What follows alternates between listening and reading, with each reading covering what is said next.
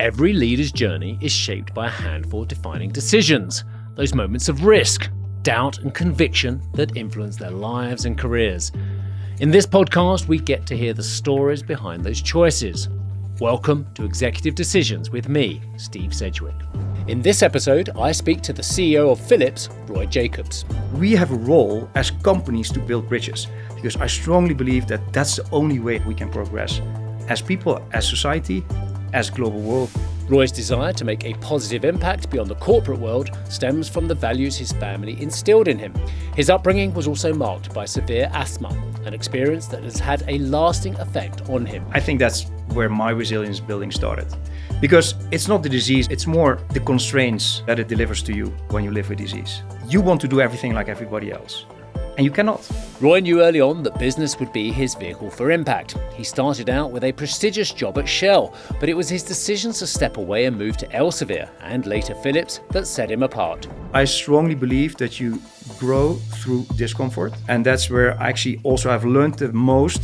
These are Roy Jakobs' Executive Decisions.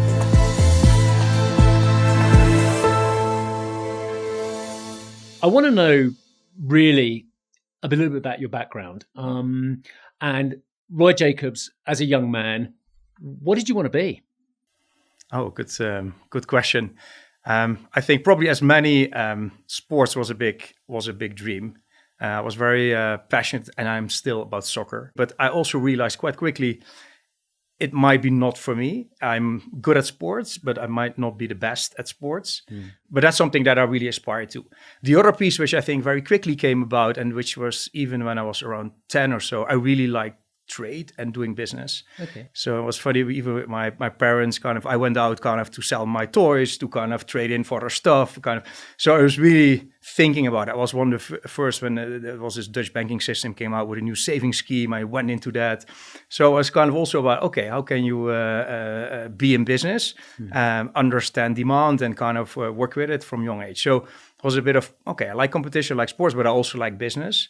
And that actually also shaped me quite early in the journey in saying, okay, what is it that I want to study? What is it that I want to do later? And it was also grounded, I think, from, where I grew up. I know your father was an engineer, your mother a carer. Just tell me a little bit about the key influences. Yeah, I think I strongly believe that you're very strongly rooted in your family. So my family was a big part of shaping me in my thoughts. And that was an interesting combination that I actually followed through in my life, because my mother really was caring. She was caring about kids. She was caring about other people. She had multiple roles in that. And also she was very caring about the family, but also told me that a social responsibility is really part of what we have as humans. And then I had my father, who was a seismic engineer, who was working at the Deutsche Luft- and Raumfahrt. So he was a very specialized engineer, deep into testing world's equipment for earthquakes and safety as well, but in a very different field.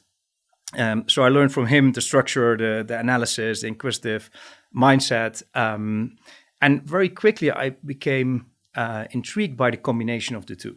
Yeah. Because if you think about progress that we need to make in humanity, in the world, and some of the challenges we need to address, but also opportunities to grasp.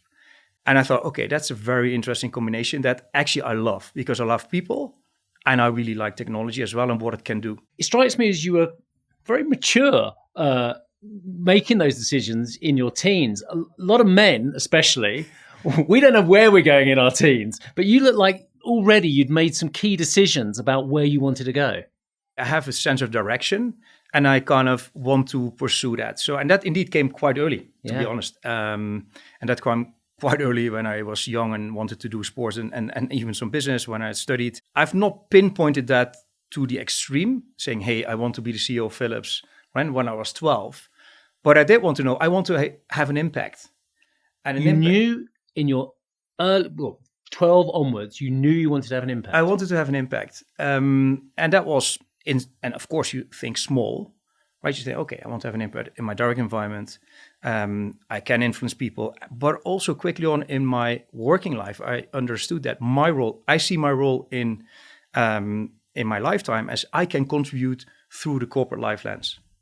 Some people can work as civil servants. Some are politicians to contribute to world's best problems. I can make the best impact at scale through my corporate lens, because I understand business. I love it.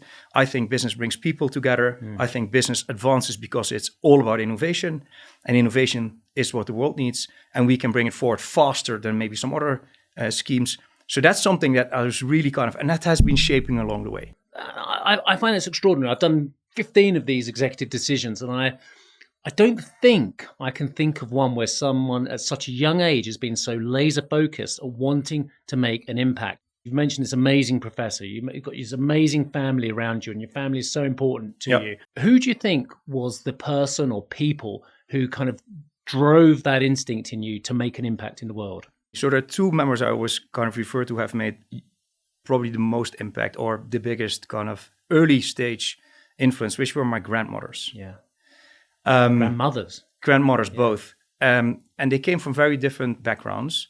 One was from a farm, from my mother's side in the Netherlands. And then my mother from the German side, she was living in a small village in Germany. Her husband had a small business. They grew up in the war age, Second War, right? It's that's where they came from. And we were kind of living in Kerkrade, which is at the border of the Netherlands and Germany. So we spoke a lot about the war, because that actually kind of intrigued me quite a bit in terms of how did it happen, the impact of it. We are that generation exactly that grew up after it, yeah. And I was very much in it, because German father, Dutch mother, they found each other in the Netherlands. And they, but how my grandparents lived, first of all, kind of in the wartime, how they kind of had to survive. And they told me about those stories. So my father was born in bomb shelters because the Allies were coming in and were freeing Germany. So he had to flee and kind of go 500 kilometers further away, kind of the living conditions, of course, not easy. And also how they came back and had to rebuild their house and had to rebuild their full life from that. And then I had my Dutch grandma, who was having a farm that was occupied by German soldiers. And they were hiding Jews at the same time in that. And they had to kind of live with that. And she also had to take care of the family. Her husband was a trader and farmer. So they had a lot of things to juggle. But the level of optimism they kept in their life, the level of strength to work through those kind of toughest moments have been teaching me a lot. And bravery. And also, and that's something, the respect for each other. So I would say, I asked my father, so when you went to my mother's house, right? You were coming there as the German, right? And he said, I was welcomed like you cannot imagine. That's just incredible. Because they looked at him as a human, not as a German. And that was such a big learning for me as kind of, you always have to understand the two sides. Because I was super critical on the German side of the story. Yeah, of course. Always have been, we always have been, and we should be, right? Because things happened that should never have happened. But when you go deeper and deeper, what is the individual's contribution? Do you hold full people or kind of communities to account, or do you really go to where the source was?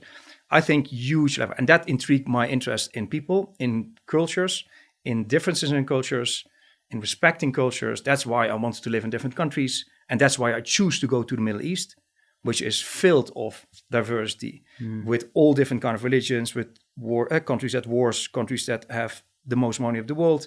How does that work together? Then I wanted to go to China, because I wanted to understand the China lens on the world, given their impact they have now and in the future of the world. So that's something. But I also have been, and I speak about it today, that we have a role as companies to build bridges. And that comes from that time. Because I strongly believe that that's the only way how we can progress as people, as society, as global world, with all the challenges we have. I'm sure your German grandmother was an extraordinary individual, but your Dutch grandmother, the story is phenomenal. She faced death if she was ever caught doing what she was doing in the early 1940s. And to be that strong, that brave, that resilient, and then that forgiveness that she showed to the erstwhile foe post-Second World War. Unbelievable quality she sent down to you. No, and that's why my respect is so high. And maybe a third element that I took from childhood that taught me a lot, and also actually makes me why I'm so passionate about being in healthcare. We lost quite a few family members on disease early on. MS, multiple sclerosis, we had in the family.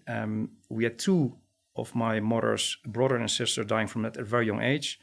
And we had cardiac problems. So I was very early on, and I had asthma myself, but even more about kind of getting the impact of health and seeing that firsthand, what it does to a family, what it does to a person, what it does to the wider, has been also very shaping. You suffered severe asthma and a lot of allergies growing up. You had to go to hospital 3 times a week at one stage to get treatment. Tough for you, tough for your family, and you experienced the hospital system early on and the constraints of it as well. Again, this would have had a huge influence on you. When I talk about building resilience, right, I think that's where my resilience building started. Because it's not the disease and that you're kind of, it's more the constraints that it delivers to you and that we need to realize that it delivers to people when you live with disease. You want to do everything like everybody else and you cannot. And that is not because you choose, it is actually because you have to, because of disease. And for me, it was asthma. And again, it's not life-threatening. There's ways to live with it. So I couldn't complain in a large scheme. But when you're 7, 8, 9, 10-year-old, you cannot go out. And I was passionate about soccer. Go outside and play football. I couldn't go outside and play soccer with my friends because I would get really sick.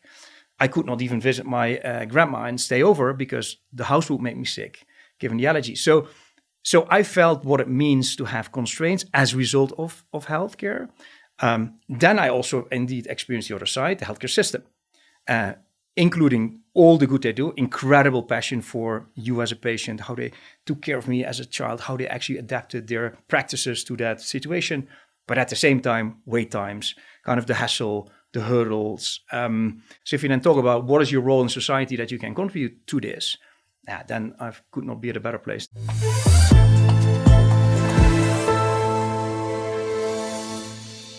You work for Shell, and you were at Elsevier as well, I think. Yeah. Tell me about the decision to in those jobs. What made your mind to go to Shell, go to Elsevier, and how it worked then? So Shell at the time when I started in the Netherlands was the number one company to go to if you wanted to learn business. It was known as the most professional, most successful business, and it was active at the field of society, which was very impactful for the world because energy still is fundamental for progress of society. So I really felt compelled. A, it has a societal component, so it goes wider than just doing some kind of business. B, I knew I will be amongst the best. Yeah, it's not easy to get in, but the most that you get is once you are in, you're surrounded by very eager, very capable, and also very collaborative set of people. So for you, it was still part of your education to learn from the best. That's why you decided to go to Shell. Yes. And then when I was in Shell, it's a great company. I got a lot of opportunity very quickly because also kind of they do this assessment and you get this kind of stamp of, okay, what is your potential? And then actually really the world opens. Then there was a huge new entrant coming into the Netherlands, started price fighting in a different way. And I said, okay, to fight this, we need to really do different business. So I went to do a startup within Shell, so at arm's length. I could go to a kind of industrial site outside of the corporate headquarters because this had to be low cost, price fighting. I set up a different brand, different company with 7 people, everything automated. That was possible in Shell, right? Because they had the means, they had the mindset, and they gave you the opportunity. From that also, actually very quickly, they asked me, okay, we want you to take up another company in the northern part of the Netherlands, which was another huge learning experience because that was the other extreme. This was a 40-year-old company, started as a trading company. Shell bought it at this time, and I was the first one that came in after the founder, managing director, who was there for 30 years. Yeah. And I came in as a rookie, right, 25. They were looking at me I was this alien new managing director from the West coming to kind of teach them how to do business. So when the consultants come in, exactly. Like, who are these kids? This corporate guy, right? So I had to, again, assimilate very much to the environment. But also on tough decisions, it was a huge learning for me because there I had to fire my first persons, right? I had to do reorganization because they were kind of still doing stuff in the old way, really had to be modernized. And I started the reorganization. That was a big lesson because you will have to do many more reorganizations when you are in business. And what I learned there, again, is the other side. I had everything thought out from Shell perspective. This is the right thing. This is for saving this company. We will do it in the right way. And we will get better out of it because we secure the future. So I had my story ready. I said, okay, now we're going to do it. So I was calling the people in and said, okay, unfortunately, to tell you bad news. This is what is needed for the company. It's not against you. It's kind of for securing the future of the company. But one of the people I told, stood up, he dropped his pants, and he said, "You're literally undressing me because this is my life, this is who I am, and I don't know what to do." And you're a 25-year-old And 25. And he was walking out of that office into the main office.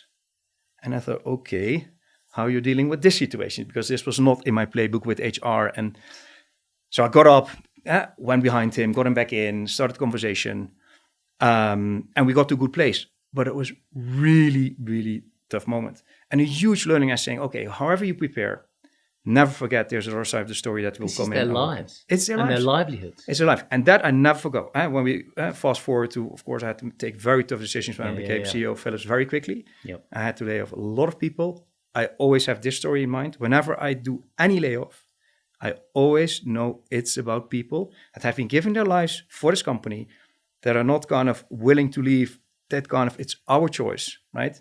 That we kind of have to intervene. We'll come to that restructuring later on, but that is, it seems to me, very clearly the toughest decision you ever have to make. It is. In business. It is. To lay off these human beings. And you, as we've heard from your backstory, you come from a very close family. You're a very human person. You understand the ramifications. It's a horrible feeling, isn't it? It is. It is. But you also have to get to learn to live with it. Because there is still this bigger perspective that you should not forget, right? And that is, I'm here for preserving all the other jobs, to kind of preserve the future of this company and contribute to economy, innovation. The stronger the company is, the more jobs you can create. So there is a sense of responsibility that you have, which is and has to prevail, which is bigger because you're protecting a bigger good that at times has to go at the cost of an individual. You realize that. Now, what you then still need to do is you need to treat any kind of divorce in a very respectful manner. And that means kind of, you need to do it properly. You need to give people the understanding that they can come to terms with it. Because often the biggest impact is the mental impact. Why did it happen to me? What I'm going to do next? And that's where it's very important to give the best possible closure, although it's, even if it's not wanted, the best possible closure so that they can have a new beginning. So I'm just going to ask you briefly about your time at Elsevier as well. Yeah. Good experience? Very good experience. Very good experience. So why Elsevier? So, and maybe it's interesting too, because when I told my wife that I was leaving Shell, she said, okay, you're leaving this amazing conglomerate with a huge career trajectory. That's a big decision. It's a big decision. And it's also the decision of leaving the comfortable road and actually choosing the unknown road. And even people around me at Shell, I know, remember to say kind of, we cannot understand how you kind of can leave this company and exchange this card with the Shell on it, because this institute you will not find anywhere else. For me, it was two things. One, I felt after 10 years, my learning could actually accelerate by exposing myself to different environment, different sector, and as such kind of see what you have learned if you can also apply that in a successful manner in a different way. Secondly, Elsevier was in need of a huge digital transformation. Yeah. And something that also, for my technology background, has been intriguing me all my life is digital transformations. So it gave me the opportunity to not only design it, implement it, and see how we do that kind of massive digital change. And again, it was an area of science that has an impact on the world. I was amongst the best kind of journals and the best scientists that kind of come up with great innovations. What are the biggest mistakes you've made up to that point? All I can hear is, it's been a very successful. What are the biggest mistakes you've learned from up to that point where you've absolutely got it wrong and you've made the wrong decision? So I give you one with that individual, right? So thinking about restructurings and layoffs and in a too rational and business sense, that was one. I think the other one in the change in Elsevier, the modeling that we had initially in the strategy, how quickly this would go, we vastly underestimated the speed of digital transformation. We thought this would take longer. And actually it accelerated so quickly. We never could have thought that this could even happen because we were also market leader. So we thought, okay, we are part of this, we shape this. But actually technology was catching up so quickly. Never underestimate the speed this can go beyond your own thinking and own models and own assumptions, because there are multiple dynamics at play that are just maybe not within your sight. I recorded another podcast with another great CEO earlier this week, and he talked about the importance of speed of decision making. But sometimes you can rush these decisions. But equally, he said, never underestimate how important it is to be able to make quick decisions as well. How are you at making those? Do you like making decisions quickly, or do you like being very considered, or sometimes you feel you just have to go with it quickly? You always need to have two lines of thinking where you need to act upon and also take the decision speed accordingly. One is you need to do scenario planning. Of course, that's something that I learned at Shell. They're very big on that. But that's 30, 40 years out, right? Yeah. If you talk digital, it is about years, months, or weeks.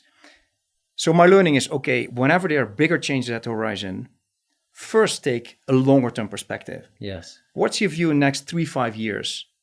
And you better take some time to think that through, because that will shape decisions that you will take with longer term implications.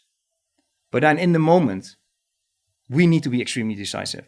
Yes. So whenever, and because the world that we act in now is won by the businesses and people that act faster on the things that they see happening that impact their business. So you can have that great training, scenario planning, and then you've just got to react sometimes, and the plan's out the window. No, I would not even say the plan's out of the window. Yeah.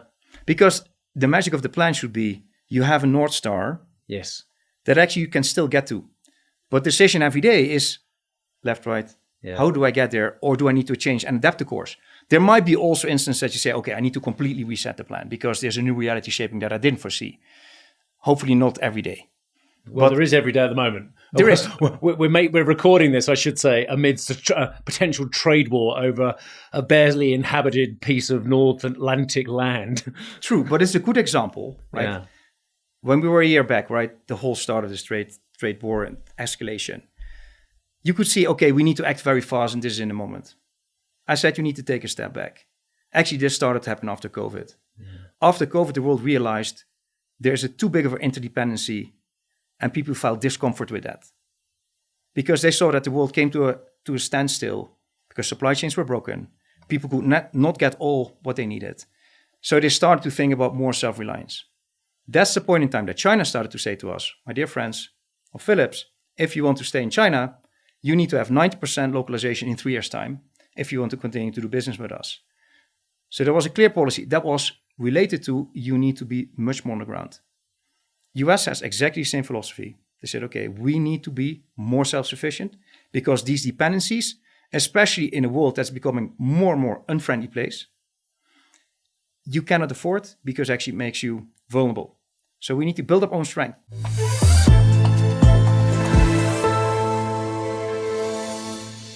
I'm going back to 2010. You've joined this amazing company, Philips. They've asked you to come in and revamp the digital side of the lighting side of it, which is moving so quickly. And of course, fairly soon afterwards, IPO'd as well. Yep. And I remember being actually on the Amsterdam Exchange for that IPO. Tell me a little bit about your career at Philips before you were the CEO. Yep. The good and the bad. Yeah, so the good and the bad. So when I started 2010, straight after the change to the new CEO, quite some turmoil at that time. This is Franz at the time. That was Franz came in. And there I saw, again, from a leadership perspective, CEO succession never easy. A lot of people left at that time the board because they thought they would be the CEO. And so there was quite some pressure on results because this digitization started to happen. A lot of Chinese strong pressure coming in. TV was still there. So big portfolio decisions had to be made. So that was first part of that journey. And that's quite painful. Because also if you start to make these decisions, it impacts legacy that you have been working on for long. So I think a learning perspective is as you go through some of these journeys, think through what you leave behind and what you take on for the next steps. I had to quickly also move because there was a different business model implemented where France kind of reorganized and said, okay, we're going to work with businesses, markets and regions. And I also saw that there was a need to really dial up the impact in markets. And I said, okay, I want to go to a very interesting market, the Middle East and Turkey region, because 15 countries, a huge diversity. And why did you seek out that region? Because of your love of people, because your love of different cultures, because your love of learning? Why? Actually, it was the combination of what I believe really shapes you and what I like. There was a lot of diversity of culture and people. I like to be see, can you be successful in Iran, to Saudi, to Israel, to Turkey? Can you bring the best out of countries which have abundance of funds and they want to spend it? And how do you drive big projects there in Saudi, in UAE? But also, how can you help Jordan? How can you work with Syria? How can you actually still supply very pressured places that need care? You wanted to make an impact. I wanted to make an impact. And I wanted to make sure that actually we could that in that very diverse region across the board, not only going after the big money. So that was, then the third element was, this was a region when I stepped in that was not in a good shape. So we were not doing well. So this was a case where we needed to turn around. And I did seek out that challenge because I believe you get better from challenges. And you better go to the tough places to later on kind of learn for. So you actively seek out the biggest challenges in your career. I do. You make that decision. I strongly believe that you grow through discomfort. Yes. And that's where I actually also have learned the most from the most challenging roles. And when I came to the Middle East and learning there was that, of course, you want to make quick impact as a new leader. But at the same time, you also need to have a certain respect for the fact that it takes time to turn things around. Some things you can quickly fix, but the most important, the culture and the people and building that foundation takes a bit of time. You get your cultural sensitivities wrong. That could be very difficult for your career. So that was for me kind of a learning of patience, which I'm not necessarily the best in. But also, it's more important, even if you step in at the first moments, to focus on getting that foundation right, building for the long term, than focusing on the winning the next week, the next month, the next quarter. And that's difficult if you're a competitive guy because you want to win all the time. But again, there you need to think through what it takes to win in the long run, because we are shepherds of Philips, a 130-year company. We need to make sure that Philips is there for the next 100 years. That takes more than a quarter mindset. I'm going to spin forward to you becoming the CEO. Is that the best decision you've ever made business-wise? It's probably the biggest. It's also a great decision, but I think I've made many good decisions. And I don't have the idea that there will be just the best or one decision that is trumping everything. Before I carry on then, what is the best decision you've ever made business-wise? I think I would go before. My best decision was to say, I want to spend my life in business. You've become CEO 2021, 2022, there's enormous crisis going on in the final years of Frans van Houten. Yep. I was talking to him about it. It was blighting the end of his leadership. It was an enormous recall of CPAP and BiPAP machines in the United States, breathing devices. It was an enormous problem for Philips. It's a very expensive, reputational, and it could have spelled even bigger crisis for your company. You've come in right in the middle of this. Tell me about the key decisions you made then. So I think when you are in a crisis, it's very important that you quickly get to a plan that is clear, that people are ready around. Having that clarity of how you're going to maneuver out of it, being able to explain that to everyone, but also in that making some quite distinct hard choices about shifting focus from strategy to execution towards quality and patient safety, making sure that what we do really counts and matters. That was, I think, the most important immediate step that I took. Secondly, then build a team very rapidly that actually with you can execute on that plan. But thirdly, also don't shy away from taking some immediate decisions to show that you're serious about it, that you're going to change the realities, so that also the trust starts to quickly rebuild by some of the ones that are watching. Meaning, take the recall very serious and start to really accelerate it, acknowledge the impact, but also be acknowledging that, as we have been proven later, patient safety was never damaged. Yes, it was a huge quality issue, but ultimately the testing showed that patient safety was not in play, which was a huge, huge relief for all of us. But then also take the learnings and kind of bring that to the other parts of the business. I had to lay off 44,000 people. 10,000 in total? 10,000 in total, but 4,000 in the first 3 months.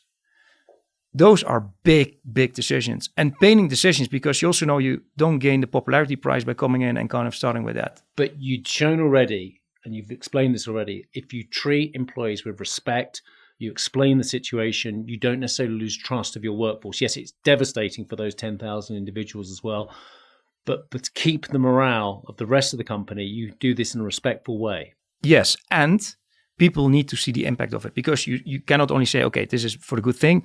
People want to see it coming back. But they also saw that actually we started to incrementally but sequentially improve the company performance and direction and impact. So they saw, okay, there is pain, but there is a reason why we do it. And that builds trust, that builds confidence, that builds engagement and energy. And if I look now kind of to the energy levels, because that's the other thing when you come in at a crisis, you will see that energy is depleted because people are working their butts off. Because it's not that they were working the hardest probably of their lives, but actually the reward is not very clear. Because many people are with us because of the purpose, right? And that is a key mission that you need to kind of keep alive, that you give the evidence for, and then actually people will come along. I went to Eindhoven and I saw the old Philips, lots of empty buildings, lots of kind of changing structures, and I saw the new Philips and the old Philips as well. And what is fascinating, it's a company that's been in evolution for a very, very long time. Ever since I've been covering it professionally, it's been in evolution as well. The decision now from you is very clearly, personally and professionally, you want this to be one of the premier health tech companies on the planet. That's the decision you've made. How are you getting on with the execution? I think we are really getting along well. So if I look to the progress we have made in the last 3 years, we have really worked very hard on the fundamentals. So the foundation is strengthened and we can really compete with the best to serve our patients, customers, and consumers. Secondly, and that has been through rigorous execution of the plan. And of course, not everything goes right and not everything kind of goes in exact line with the plan. But if you look to where we started, not growing, now we have growth back. Mm-hmm. We had margin, massive loss. We were 7%. We are kind of really expanded that exponentially. And Exor came and actually with a big vote of confidence, 3 billion vote of confidence. And they said, we really like your plan. Yeah. And what was more important is not only we like the upside in your stock, we like the management that's executing it, and we like kind of how together we can create a longer term trajectory here of value creation. So I think that was a very important point in the mix. And then I think most importantly, the innovation that we have been bringing forward that people are truly excited about, because we are looking at technology differently, right? We position ourselves and we're playing it as a platform player, not as a product player. Every day you get up and you make a decision how you're going to spend your time. You love your family. You play soccer with your sons as well. You love your own health and your own sport, and you are a great and industrious CEO. Tell me a little bit how you decide how you're going to plan your days. I know you like a routine. I do. And that's also a big learning for me when I became CEO. My plan started with, okay, the next 3 years out look like this. And I actually have a calendar for 3 years out, which was a bit new to me because I like planning, but 3 years is a bit. So when you think about this long term, you also have it in my calendar because there's many set moments that you need to come to. Then next to that, you need to have your agility to adapt to kind of, hey, how do you spend your time on a daily basis? I always say kind of your time that you spend as your CEO needs to be a reflection of your plan. So if you're serious about strategy, you need to spend it on strategy. If you're serious about people, spend on people. If you're serious about innovation. So I look at that. Actually, also every 3 months, I look back how I spent my time and adapt for the coming 3 months. Then I have my weekly routines. I do sports at least twice a week. I like to do even soccer myself still if I can with some old buddies. Careful, you know we're a certain age. I know. But I also like running. I like tennis. So I keep moving also and it helps me to kind of keep energy, but also to reset. And I like to do it with others because I'm a people person. Then family is really important. I think the one thing I said that I really take very seriously, I said, okay, I love being a CEO, talking about the best decision, but even better decision was marrying my wife. And I said, the one thing I want to make sure when I end as a CEO, I have my family still. Yeah. Because there are many things that are dear to me in life, also Philips, but there are some things that are dear, and my family is always number one. And as long as you cook your wife some brilliant Italian food on a Friday night, yeah? Is that the point, Roy? That's one of the points. Holidays are important too. So no, you need also there to put your routine, right? So holidays, and I'm joking about it, but I do take my holidays with my family. And we come together and they love it. And they know we don't have too many quality moments in a year, but those are quality moments. How much work do you do when you're on holiday with family? I spoke to a brilliant financier, one of the most richest financiers in Britain the other day. And he said, I was in New Zealand and after 2 weeks, I was working nonstop because I just had to get back to it. I hope you're different from that. I am. So I still work daily. Yeah. But I have my blocks, right? I say, okay, I work morning, I work evening, or if there's a need be, I schedule. If I don't have to work, I don't work. Yeah. But I'm also realistic that in nowadays world, I just cannot be saying, okay, goodbye, see you in 2 weeks. It's just not how it works. And actually, that's what my family knows. What I learned, like in many things in life, you need to communicate well. If you communicate well, people understand why, and then they can live with it, or they say, I cannot live with it, and then you need to kind of determine what you want to do. If you don't communicate, that's when attention comes. Final 2 questions. They're very short questions. What is your best quality as a businessman and as a person? What is your worst quality? I'm a positive leader. I think that's the best quality. I look at things in a positive way. I want to drive forward. I have huge energy for that. And making an impact is the goal. The worst is I'm very determined. Given that I have a lot of energy, I'm quite demanding. I will not stop very quickly. And that might sometimes be a bit stressful for my team. I'll check with your team afterwards, just how demanding you are. Roy Jakobs, thank you very much indeed for joining us on Executive Decisions. Great talking to you, Steve. Roy Jakobs is a very successful CEO, but his backstory gives us really interesting glimpses of who the man is and how he makes his tough decisions. His grandmothers especially, we talk about them. They had such adversity in World War II and overcame that, and these are lessons he learned. As a young man, he was ill. He just wanted to go out and play football, but he couldn't because he was quite ill. And again, he overcame this and it stuck with him as well. So when as CEO, he's had to make some really difficult decisions, including laying off thousands of people, it's that backstory, it's that strength, it's that empathy, it's that understanding which has really made him the CEO he is. Thank you very much indeed for joining me on Executive Decisions. I would love to hear your feedback. Drop your thoughts in the comments or a review, and please hit that follow or subscribe button. You won't want to miss the next episode of the podcast, dropping on Tuesday, where I speak to the CEO of Franklin Templeton, Jenny Johnson. My father told me, look, you're a family member. You need to work really, really hard because other people are going to say, well, if she only works that hard, I don't have to work even quite that hard. So you need to set that example.